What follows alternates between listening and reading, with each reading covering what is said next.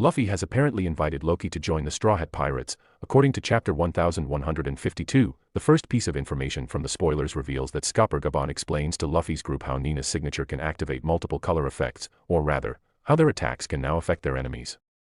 This is similar to what Gabon did to Summers. If you remember, Glyza had the ability to regenerate her body. Gabon explains that the key to permanently injuring enemies like her, known as the Holy Knights, is through the use of an ability called Control Sa Akin, translated as Control Within Me. Gabon says Luffy must improve his control over this power, which was given to him. He also mentions that another person besides Luffy can use this power. At first, he believed it was Sanji, but later it was revealed that he had someone else in mind. Interestingly, Dolphy also appears to know about this ability. If you recall, during the 10 arc, when they were on the rooftop, Luffy unintentionally activated this inner control during his attack on Cardo. As a result, Cardo received a wound, witnessed firsthand by Luffy. So it's no surprise that in the current moment, Luffy was able to sense that Jerome had used the same Control Sa Akin. Gabon later confirms that this ability is the key to stopping the regeneration of the Holy Knights. It's now clear that Control Sa Akin is real. Gabon and Sport Ring Anik are said to be counterparts of the Straw Hat Pirates, with Sanji being the match for Anik. In the upcoming chapters, it's highly likely that we'll see Anik use his own version of the control ability. When that happens, we can definitely expect the rivalry between Sanji and Lazaro to heat up again. In another spoiler, Haru tells Dolphy that he'll never let go of Lucci.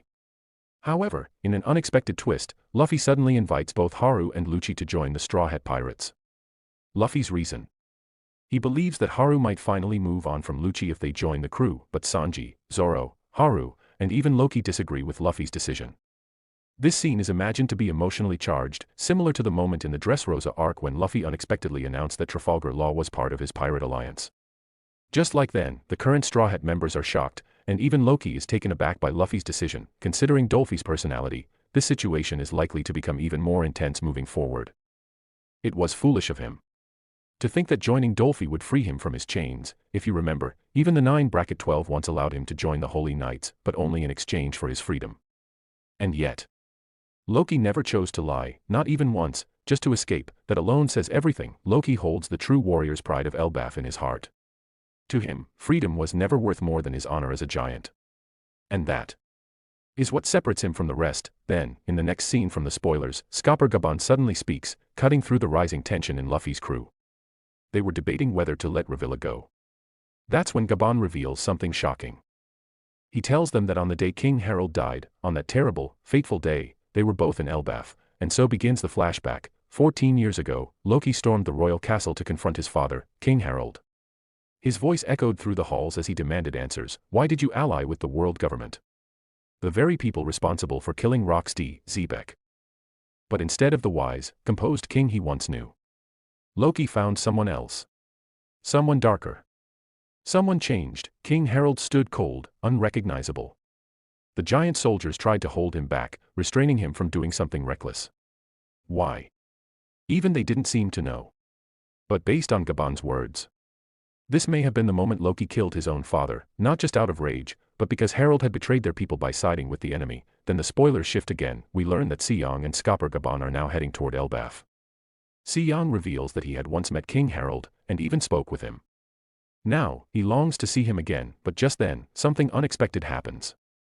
A mysterious figure appears, and in an instant, steals the legendary devil fruit mentioned in Bible 1. This scene ends on a cliffhanger, and we'll have to wait for the full chapter to understand the truth.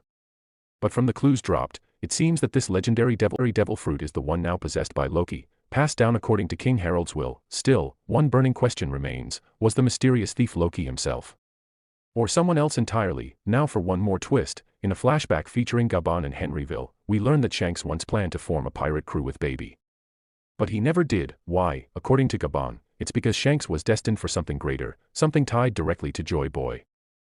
And we know it was Shanks who set everything in motion. He gave Luffy the devil fruit. He inspired him to sail. He believed, no, he knew, Luffy was the one, and in a final jaw-dropping reveal, we learn that Shanks bears the abyss mark on his arm, just like the one we saw on Summers. What does it mean, this? This could change everything. Maybe what we thought was intentional was fate all along. And that's it for today. If you enjoyed this, don't forget to like and subscribe for more anime and manga content. See you in the next one.